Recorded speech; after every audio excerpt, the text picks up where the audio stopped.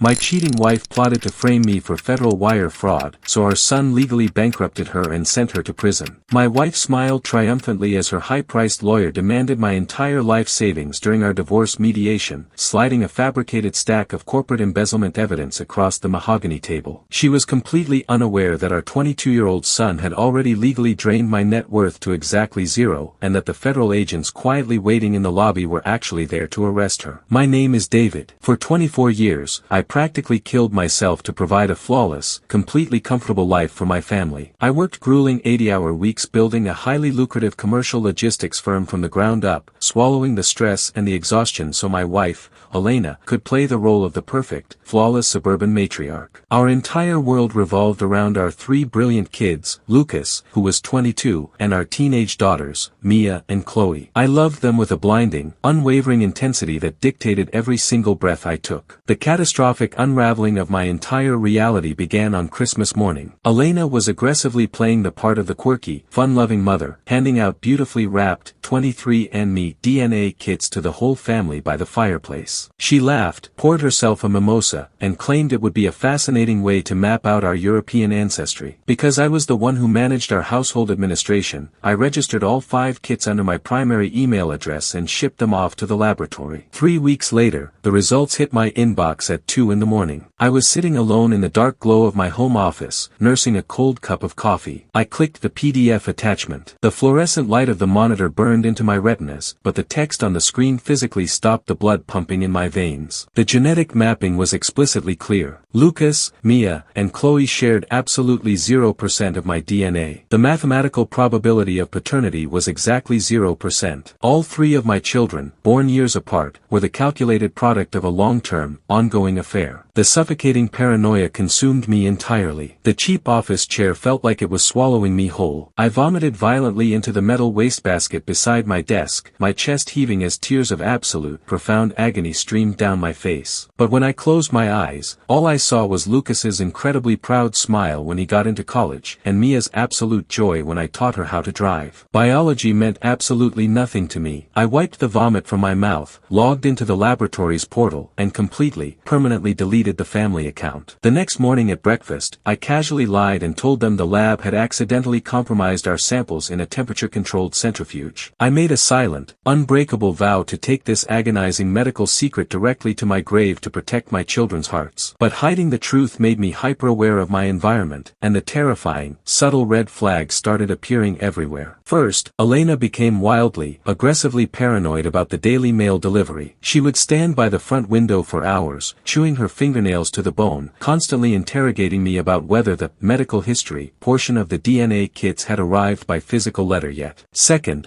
I started noticing deeply unsettling anomalies in our joint bank accounts. Massive, inexplicable cash withdrawals, $10,000 here, $20,000 there, were completely masked under vague descriptions like business consulting fees for a shell company I had never heard of in my life. The third and most terrifying flag happened on a Tuesday evening. Elena rushed into the kitchen, smelling heavily of cheap perfume, practically vibrating with nervous energy. She slammed a thick stack of highly dense legal documents onto the granite island. "Just sign these routine life insurance updates right now, David," she hissed, her tone entirely stripped of any affection as she physically slammed her palm down flat over the fine print. "The broker needs them back by 5 o'clock and you're making me late." I signed them to keep the peace, entirely unaware I was signing my own financial death warrant. Over the next 2 months, the financial bleeding violently accelerated. The bizarre, consulting fees absolutely skyrocketed from $20,000 to over $400,000. The agonizing stress broke my patience. One night, while Elena was heavily sedated on sleeping pills, I broke into her locked iPad. I didn't just find a few flirty text messages. I uncovered a massive, horrific, heavily orchestrated betrayal. Elena wasn't just casually cheating. She had secretly purchased a sprawling, multi-million-dollar luxury penthouse condo in downtown Chicago. I pulled up the digitized property deed hidden in her files. She co-signed the luxury property with a man named Julian Vance. My lungs violently seized as I opened her hidden email folders. I finally realized exactly what those life insurance papers actually were. Elena had masterfully forged my signature and used my company's impeccable credit to take out massive, high-interest, predatory commercial business loans. She was actively liquidating my hard-earned assets, funneling the raw cash entirely into Julian's offshore bank accounts, and systematically leaving me holding the bag for millions of dollars in highly fraudulent corporate debt. I was fighting for my absolute survival. I thought this was just a standard, greedy, drain and divorce playbook. I needed to move with terrifying, entirely silent precision to protect the children's future. I immediately drove to Lucas's university campus. He was a brilliant finance major, sharp, intensely analytical, and fiercely loyal. We sat in the back booth of a dark diner. Without mentioning a single word about the agonizing DNA results, I slid a stack of banking documents across the sticky table. "I need you to protect our family legacy from your mother," I whispered, looking my son dead in the eye. Working with my high-powered corporate attorneys, I legally transferred 100% of my untainted wealth, my real estate portfolio, and my liquid cash into an ironclad, generation-skipping irrevocable trust. I named Lucas as the sole legal owner and ultimate controlling trustee. I legally made my net worth exactly $0.00. I walked out of my lawyer's office thoroughly convinced I had brilliantly outsmarted her greedy money grab. That's when the real bombshell dropped. Sitting in my car, I hired a private investigator to run a comprehensive forensic background check on the man listed on her luxury condo deed, Julian Vance. When the heavily redacted PDF hit my phone, the blood instantly drained from my entire face. My stomach violently plummeted into an endless, bottomless pit. The deleted DNA results flashed vividly in my mind. The biological surname algorithmically attached to my children's raw genetic data wasn't just a random name. It was Vance. Julian wasn't just a sleazy affair partner. He was the actual biological father of my children. The sheer, concentrated evil of their plot completely took the breath out of my lungs. Elena didn't just want my money. She and Julian had intentionally, meticulously structured the forged business loans to look exactly like I was actively embezzling funds directly from my own corporate board. The master plan was to absolutely frame me for federal wire fraud, send me to a federal penitentiary, and let Julian swoop in as the incredibly wealthy savior. He was going to steal my life's work and legally reclaim his biological children while I rotted in a concrete cell. The trap was officially sprung exactly 3 weeks later. Elena officially filed for divorce and had me publicly, aggressively served with legal papers right in the middle of my corporate lobby. The mandatory mediation took place inside the suffocatingly sterile walls of a high-end legal office. Elena sat across from me, her posture perfectly rigid, draped in a custom-tailored silk blouse purchased with my stolen money. Her sleazy, arrogant lawyer aggressively slammed a thick envelope of entirely fabricated corporate embezzlement evidence onto the mahogany table. "Sign over the entire company, the residential estate, and immediately waive all physical custody of the children," her lawyer hissed, his voice echoing violently off the acoustic glass walls. "If you refuse, this hard evidence of your egregious corporate embezzlement goes straight to the district attorney, and you will spend the next 20 years in a federal prison." I didn't blink. I didn't raise my voice. I felt the heat rising in my neck, but a cold, predatory calm washed over my brain. My incredibly expensive, sharp-suited lawyer calmly opened his leather briefcase. He pulled out a single, heavily certified banking document and slid it gently across the table toward Elena. "My client gracefully agrees to a full financial audit," my lawyer whispered calmly, leaning back in his leather chair. "Unfortunately, Elena, David's net worth is completely non-existent. His official bank statements verify an absolute balance of exactly $0.0. The irrevocable trust is utterly impenetrable." Elena snatched the documents off the table. Her eyes darted frantically across the legal jargon. She violently exploded out of her chair, her face contorting into an ugly, panic-stricken mask of pure desperation. "You are illegally hiding assets," she screamed hysterically, pointing a shaking, manicured finger directly at my face. "I will have a superior court judge completely void this entire trust and throw you in jail." The heavy oak door to the mediation room suddenly swung open. Lucas walked in. He was wearing a sharp, tailored suit, clutching a silver metal briefcase. Elena's eyes lit up with a sudden, desperate hope. She actually believed her son was there to validate her victimhood. "Lucas, honey, tell them," she cried out, reaching her hands across the table. "Tell them your father is hiding the family money from us." Lucas didn't even look at her. He stood directly beside my chair, his posture rigid and incredibly commanding. The audience of this mediation thought he was just there to confirm he legally held the money. Instead, he dropped an absolute nuclear bombshell that instantly vaporized her entire reality. I found the original 23andMe laboratory confirmation email sitting in the family's shared iCloud trash bin 4 entire months ago, factual, Lucas stated, his voice completely, terrifyingly devoid of human emotion. Elena's jaw practically unhinged. The entirely fake, hyperventilating tears instantly stopped, entirely replaced by a mask of completely primal, absolute terror. She stared at her own son as if he were a literal ghost. Lucas knew about the DNA the entire time. He hadn't been alienated or disgusted by the revelation. Instead, he was profoundly, deeply moved that I had violently swallowed my own traumatizing grief and sacrificed my entire pride just to fiercely protect their hearts. I didn't just secure the family wealth, Mother, Lucas whispered, the ice in his words cutting right through her pathetic panic. I used my university financial clearances to meticulously trace every single one of your forged commercial loans. I compiled a massive, entirely irrefutable forensic dossier of your and Julian's federal wire fraud, and I handed it directly to the Federal Bureau of Investigation exactly 2 weeks ago. The absolute, deafening silence that violently consumed the mediation room was entirely suffocating. The dopamine payoff hit absolute, maximum velocity. Before Elena's lawyer could even utter a single objection, the heavy glass doors of the law firm burst open. 4 federal agents wearing tactical windbreakers aggressively entered the mediation room. The lead agent didn't hesitate for a single second. He aggressively grabbed Elena by her wrists, spun her violently around, and slammed heavy steel handcuffs directly onto her wrists. She violently screamed my name, begging and thrashing as they dragged her across the pristine carpet and aggressively shoved her into the elevator. She was officially arrested on the spot for massive felony wire fraud, severe identity theft, and corporate extortion. The social ruin was entirely absolute and utterly merciless. Simultaneously, across the city, federal agents violently raided Julian Vance's luxury penthouse. The multi-million-dollar condo was immediately seized by the government, and the biological father was federally indicted alongside my wife. Because all of my assets were legally protected inside the generation-skipping trust, Elena got absolutely $0 in the finalized divorce. She was left completely bankrupt, facing over a decade in a federal penitentiary. 2 days after her arrest, Elena used her single jailhouse phone call to frantically call Lucas. She desperately tried to play the sobbing victim, hysterically begging her children to aggressively side with their real, biological blood. You are a sociopathic parasite, Lucas spat into the receiver, entirely disgusted by her manipulative lies. You are entirely dead to us. He hung up the phone and permanently blocked the prison's outgoing number. The very next morning, Lucas quietly sat down at my kitchen table. He opened his silver briefcase, pulled out the incredibly dense trust documents, and slid the unredacted operational control of the entire commercial empire right back across the granite counter to me. In a completely tear-jerking, profoundly quiet final moment, my eldest son looked me dead in the eye. The intense, burning loyalty in his gaze completely healed the shattered pieces of my heart. Biology doesn't make a man a father, Lucas said softly, his voice thick with raw emotion. You fiercely protected us, and now we protect you. The sociopathic villain was completely, entirely destroyed by her own sickening greed, and my ultimate, silent sacrifice solidified our family bond forever. So, tell me honestly, am I the villain for quietly letting my son aggressively weaponize my financial empire to send his own mother to a federal penitentiary, or did my cheating wife get exactly the scorched earth, totally devastating karma she deserved for trying to steal my freedom?